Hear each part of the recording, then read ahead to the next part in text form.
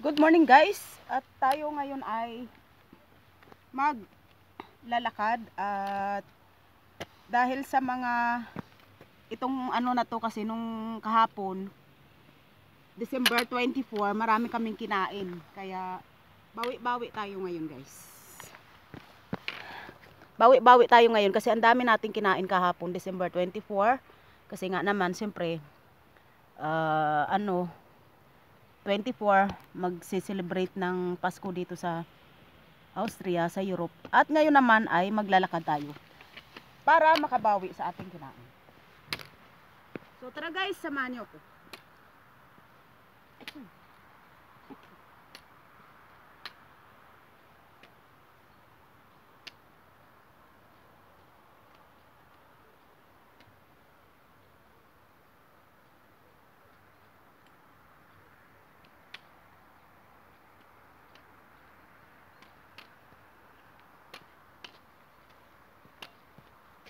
O nga pala, balikan natin kasi yung aking cellphone wala tayong camera sabay ganun wala tayong cameraman kaya ay naku po. Ayun, masaya lang guys kasi para naman maano yung ating ang ating muscle sa ating katawan para naman magising.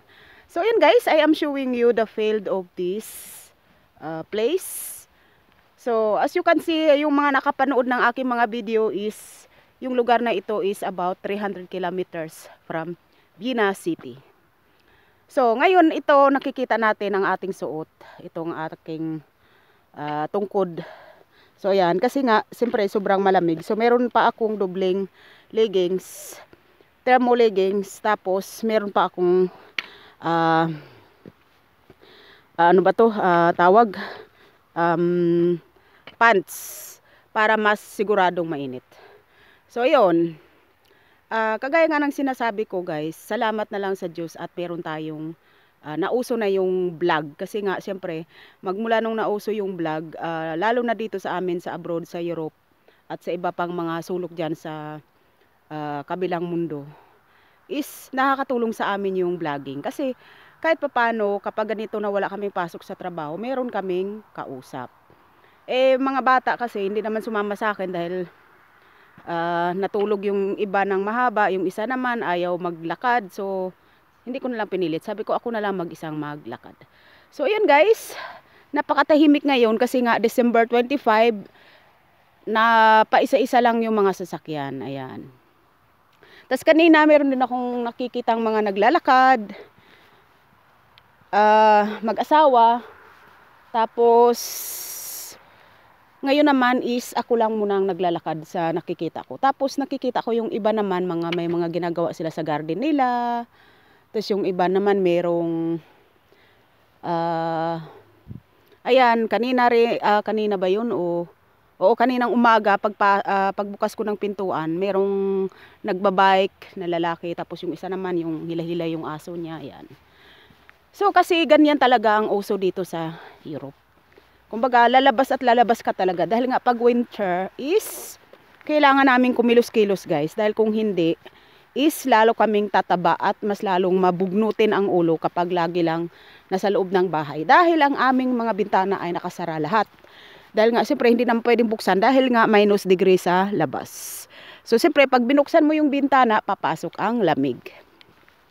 Binubuksan namin ang bintana, pero mga 20 minutes lang kasi nga para pumasok ang fresh air every mga ganyan, mga every 2 hours. Yung iba naman every 1 hour, binubuksan nila yung kanilang bintana ng mga 10 minutes lang para may pumasok na fresh air. At para hindi maho sa loob ng bahay kasi nga syempre umaandar ang heater tapos sarado lahat. Kumbaga sa atin baliktad, sa atin aircon kaya nakasara lahat. So hindi mo pwedeng buksan ang bintana kasi sayang ang aircon at mas lalong tataas yung babayaran mo sa bills kung umaandar ang aircon tapos nakabukas ang bintana. So ganoon din dito, baliktad, heater kapag winter. So kaya nga sa mga hindi nakakaalam, ang akala talaga ng ibang mga Pilipino is ang iba hindi lahat. Akala nila, siyempre yung mga nanggaling sa abroad alam naman na nila yun, no? Maliban na lang dun sa mga mayayaman na talagang may kaya sa buhay. Siyempre kahit naman winter, hindi pa rin nila kumbaga hindi pa rin nila maunawaan yung kagaya namin na sitwasyon na nagtatrabaho araw-araw na kagaya din sa Pilipinas na kailangan mong magtrabaho para makaraos sa mga bayaran. So yun guys, kami dito simple lang ang buhay namin. Kailangan namin magtrabaho araw-araw, kailangan namin gumising sa umaga para hindi kami malate sa trabaho. Kasi kapag paday ka late sa trabaho, ikaw ay matanggal. So kaya ganito, bawi-bawi lang kami pag wala kaming pasok. Ayan, sa bahay, matulog kami hanggang alas 7. Pero ako naman hindi ako natulog ng alas 7 dahil gising na ako ng alas 5:30 dahil ang katawan ko nasanay na sa umising sa umaga. Tapos ngayon naman wala akong pasok. Gising naman ang katawan ko ng madaling araw. Syempre parang ano ba naman yan pag may pasok ako, hirap na hirap akong gumising. Ngayon naman nga wala akong pasok. Gising naman yung katawan kong ng automatic. Ay sus Maria, sabi ko gano'n. Ay nako, ganito talaga ang buhay. So wag na lang tayong umangal kasi nga salamat sa Diyos at tayo ay binibigyan tayo ng chance na mabuhay sa mundo. Bakit guys? Dahil ganito, sasabihin ko na lang talaga sa inyo yung totoo. Kasi noong isang araw, December 22. Oo, December 22 yun. December 22. Madaling araw, alas 5, ayan, alas 5:15. 5:15 a.m. in the morning. Malis na ako kasi papunta na nga ako sa trabaho. At yung time na yun is nasa plus 2 degrees Celsius ang mga ganun ang temperature namin, outside temperature. Di siyempre dali-dali ako para kasi dapat talaga alas 5 gis ng umaga labas na ako sa bahay para kahit papaano meron pa akong kunting oras para sa pag-parking at saka para pag-ayos-ayos kasi nagbibihis pa kami sa trabaho nagninets pa kami, hindi kami pwedeng sa trabaho na walang hair net tawag dito sa English. Tapos may uniform kami doon, ang aming sapatos, safety shoe, kailangan namin isuot yun. So maraming siyempre tatali pa yung buhok, ganyan. Mag-ano ka pa, mag-CCR ka pa. So yun. Ngayon guys, dahil nga sa trabaho is siyempre magbiyahe ako at salamat naman sa Diyos at nakakapag-drive ako mag-isa na hindi ako kailangang ihatid pa kasi alam mo naman yung mga puti, medyo maangal yan sila. So hindi sila sanay na lagi kang ihatid. Ay, gusto nila na ikaw mismo kumbaga hindi ka independent. Kasi siyempre karamihan sa may mga Pilipino naman talaga na dependent na kailangan ihatid sundo. So hindi ganoon ang buhay guys kasi alam niyo kung bakit. Siyempre yung tao na yun na kahit ano pa yun, kamag-anak mo man yan or hindi. Kasi kapag hinahatid sundo ka, doble pagod yan sa kanila. No? Hindi lang natin nararamdaman. Siyempre, alam mo guys, ako din, sa mga anak ko, pag hinahatid ko yung mga anak ko, pagod na din ako. Kasi gusto ko, yung ihatid ko pa sila, yung gusto ko i-relax ko na lang para kinabukasan, meron din akong lakas sa trabaho. Kaso, may oras talaga na nakikita din nila na nagre-reklamo din ako at sinasabi ko talaga napapagod ako. Siyempre, ang trabaho is hindi naman yan pare-pareho. Yung iba nakaupo lang sa opisina, medyo relax sila. Kasi siyempre ako, ang trabaho ko is mabibigat yung binubuhat namin. So, kaya siyempre, talagang pagod na pagod ka pagdating mo sa trabaho.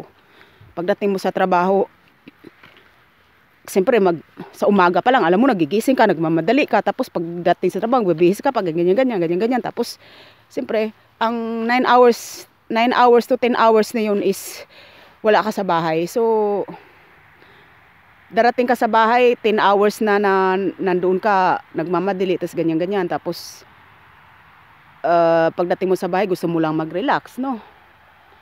So, yun, siyempre minsan dapat ang mga bata, dapat sikapin din ninyo na kumilos kayo na hindi ninyo kailangang, kumbaga hindi na ninyo kailangang lahat iasa sa yaya, iasa sa nanay, sa lula. Oo, alam nyo guys, napapagod din yan. Kaming mga magulang napapagod kami. Kaming mga lula, mga ante, mga kapitbahay, mga friends, ganyan, mapapagod kami. Kailangan, mas maganda talaga kung nakakaya mo yung sarili mo pumasok sa trabaho na wala ka ng inaabalang mga pamilya. Maliban na lang siyempre sa mga mayayaman, dahil yung mga mayayaman is binabayaran talaga nila yung yaya nila at meron talaga silang pera na nakalaan dyan at talagang mayroon silang kaya sa buhay. So kayang binabayaran nila ang mga alalay nila. Pero yung tayo na alam naman ninyo, ang nanay ninyo or auntie ninyo or kung sino man yan ng mga ano ninyo dyan na alam na ninyo na nagtatrabaho tapos magkukommute pa, Diyos ko po, maniwala kayo, doble ang pagod ng mga yan. Kaya ang payo ko, mas maganda kung tumulong kayo sa bahay, tumulong kayo maghugas ng plato, tumulong kayo magwalis, tumulong kayo magluto. Alam nyo, kahit ano lang kayo dyan, hiwain lang ninyong sibuyas, hiwain ninyo ang kamatis, malaking tulong na yan sa amin bilang nanay. Kasi pagkatapos noon, pareho na kayong nakarelax, tapos luto na yung pagkain, lahat pare-pareho na kayong nakarelax. Ganun yun. So, pagka ganyan ang pamilya, tulong dito, tulong doon. So, yan ang mga pamilya na umuunlad at iwas sa angal pa at reklamo. Kasi nga, siyempre, lahat kayo tumutulong. Mas maganda kahit 5 years old yan, 7 years old, 9 years old, turuan ninyo maghiwa. Turuan ninyong umalalay sa atin, sa kilos natin. Tapos, pagkatapos ng kain yun, sabay-sabay relax. Kasi lahat naman, papasok kayo sa school, papasok kami sa trabaho, so pare-pareho yan. Lahat yan napapagod. So yun guys, tutuloy natin ang ating kwento kasi napapalayo na, ano na yung aking kwento. So, edi nung December 22 nga, pasok ako sa trabaho. Ngayon, meron, sa dinadaanan ko araw-araw, meron siyang daanan ng train. So, siyempre, bago ka dumaan doon tumawid doon sa daanan ng train, kagaya nito, ito, ayan. Yan. So, ganyan. Siyempre, yung daanan ng train na yan, tapos kalsada, siyempre tatawid ako dyan, mag-stop muna ako kasi may nakalagay naman stop. Kasi nga siyempre, araw-araw dumadaan yung train doon. So, nakalagay stop. May dumaan man na train or wala, mag-stop ka talaga. Diyos ko po, maniwala kayo guys. Ito, maniwala kayo. Muntik lang na last day ko noong Friday. Talagang muntik lang talaga na ano lang, talagang siguro maswerte lang talaga na napaaga yung alis ko ng konti. Kasi nung mag-stop na ako, hindi na umandar yung brake kasi nga ang dulas-dulas ng kalsada, napakadulas ng kalsada kaya hindi talaga umandar yung brake ng sasakyan. Talagang nagulat din ako, talagang inisip ko na, sabi ko ay wala na. Huling araw ko na to. Siyempre nga naman, ang daanan ng train na yun guys, na dinadaanan ko araw-araw, bago ako tumawid, nandyan na yung train. Nandyan na talaga. Halos minsan nasa 10 meters na lang ang train, tapos andyan na ako. So, siyempre kailangan ka talaga mag-stop. Hindi pwedeng hindi ka mag-stop. Kasi siyempre parating ng train. Kahit naman makapag-brake yan, hindi pa rin yan agad-agad mag-stop. Kasi nga, siyempre ang haba, ang bigat. Diyos ko, bago yan mag-stop, tatakbo pa yan ng mga 15 meters or more bago yan mag-stop kasi kahit na mag-ano pa yan siya, mag-brake siya ng bigla. Mabuti na lang nung siyempre natural hindi madulas yung kalsada kaya hindi nag-umandar yung brake, talagang tuloy-tuloy hanggang dyan sa daanan ng train. Talagang wala, sabi kahit anong gawin ko hindi talaga. Grabe, sabi kong ganun. First time since 2014, nag-drive na ako dahan-dahan kasi nga syempre pag first time ka pa lang, hindi ka pa naman talaga magaling mag-drive. So 2014, since 2014, 15, 16, 17, 18, 19, 20, 21, 22, 23. Ayun. So 9 years na akong nagda-drive guys. Ngayon lang nangyari na hindi talaga umandar yung brake. Kaya napakaswerte ko na buhay pa ako. Yun. Kaya nga sabi ko sa inyo, na sinasabi ko rin sa sarili ko na basta pag tayo talaga on the way or kahit sa bahay or kahit saan ka, talagang kung katapusan mo na is katapusan mo na kahit ano pang gawin mo. So yun, siyempre lahat naman tayo natatakot tayo, ayaw nating mamatay, ayaw natin yan. Siyempre ayaw nating nakukunin pa tayo ng Diyos muna pa kasi nga siyempre bata pa at marami tayong pangarap sa ating mga anak, sa ating mga apo, na alalayan natin sila, natulungan natin sila kapag medyo tagilid sila sa buhay, ganyan. So, Yun guys, ang sinasabi ko na, nako, minsan, niisip ko lang talaga na, grabe no, minsan, kailangan pala nating maranasan yun, tapos paulit-ulit tayong magpapasalamat kay Lord na sa lahat ng mga biyayang binigay niya. Unang-una pa sa lahat is yung iniingatan tayo. So, yun. Salamat na lang at yun nga, nakakapag-vlog pa ako kasi nga iningatan tayo ng Diyos at salamat kay Lord na iningatan tayo. Yun guys, maraming salamat sa ating lahat at thank you sa inyong suporta. Thank you guys. Merry Christmas and God bless. Thank you all.